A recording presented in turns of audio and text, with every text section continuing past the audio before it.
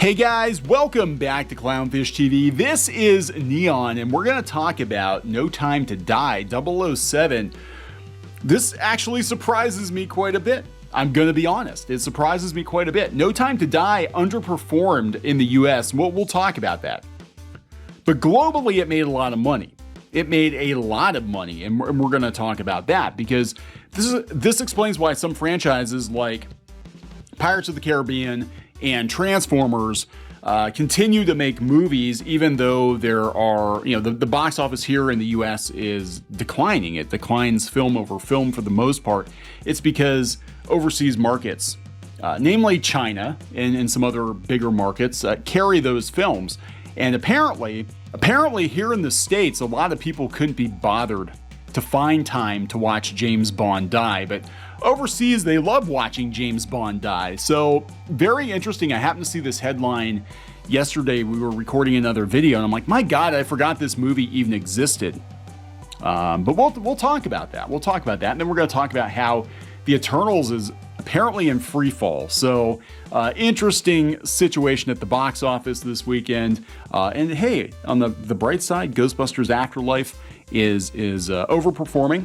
It's beating expectations. It's not pulling Marvel numbers, but it's doing pretty good for what it is. And I'm glad to see it because the movie's actually pretty good. It's pretty good. So anyway, before we get into it any further, please subscribe for more pop culture news, views, and rants, guys.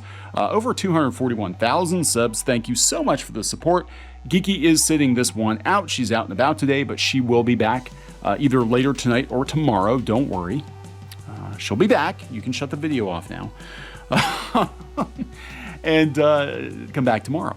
No, anyway, No Time to Die outguns F9 to become the biggest Hollywood title of 2021 in the pandemic worldwide. Shocking. But again, it's the overseas box office carrying it because No Time to Die actually underperformed in the US. Back in October when it opened, it was supposed to make $60-70 million. It wound up making like $56 million. Word of mouth, a lot of people not happy about the ending of the movie. It is Daniel Craig's last turn as Bond, and it seems like it is, at least for this iteration of Bond, the last turn for him as well. Look, it's been out for a while now. Everybody knows what happens, right? But I was kind of like, okay, well, it came and went, and I didn't think much of it. And then, holy crap, it is now the biggest Hollywood movie globally. Now, we have to disclaim that because there are several Chinese movies that have done way better than anything Hollywood's put out. So MGM's No Time to Die is crossing $733 million worldwide, according to Deadline, making it the highest grossing Hollywood film of 2021 and of the pandemic era. We have to put a little asterisk there because of the pandemic era. After topping $708 million through last Sunday and becoming the biggest Hollywood movie overseas in 2021, and throughout the pandemic, we've been expecting Mr. Bond to overtake the previous global leader, F9. In total to date, Daniel Craig's last turn as 007 has an estimated gross of $154 million domestic, not good for a James Bond movie, and $579 million at the international box office. This feels a lot like the last couple of Pirates of the Caribbean movies, where they really didn't do that well here, but overseas in China in particular, they did very, very well, and that's why they kept making them. Like, they could have stopped at 3, but 4 and 5, it was the Chinese box office that propped them up. So the 25th Bond movie initially released in late September in most overseas markets.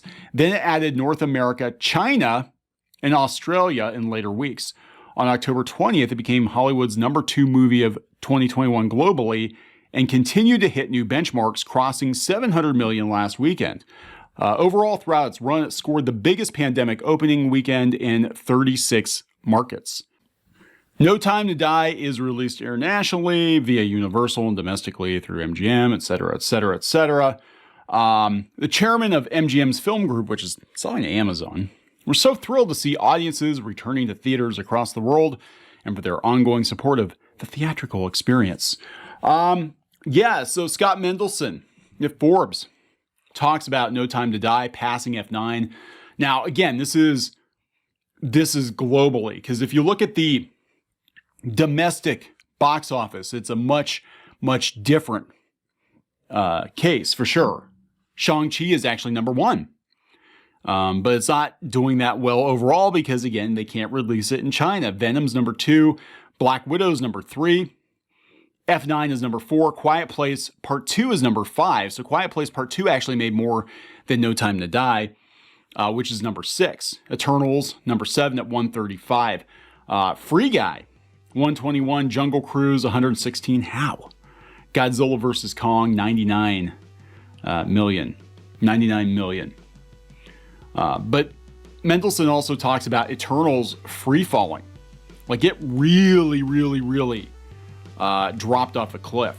Eternals earned another 3 million on Friday for a likely 11 million weekend. This would be weekend 3 and 136 million 17-day total. Black Widow dropped 55% in weekend 3 after a 68% second week drop, and Spider-Man Homecoming fell 53%, etc., etc. The ambitious but poorly received fantasy epic crossed 300 million worldwide. It seemed to be performing better overseas than North America, to an extent unusual, even for a Marvel movie. So this is another one that they designed it for overseas audiences, right? So it's interesting though, and I had to do this because, a lot of times, we'll talk about the movie's not doing good or whatever, and people get on us because they're like, why don't you do a follow-up? Things have changed, so I'm doing a follow-up. Things have changed with James Bond. That being said, I have zero interest in watching James Bond die. So I don't think I'm going to watch this movie anytime soon, but at least we know we'll probably get more James Bond after Daniel Craig. I'm sure that was always the plan. It'll probably be like Amazon or something. Have no idea who the next Bond is yet. People are talking Henry Cavill. I think Geeky would like that, but I don't know. I don't know what's going to happen. I have no idea. We'll see. Anyway, I'm going to wrap this one up. Please subscribe for more pop culture news, views, and rants, guys. We'll talk later.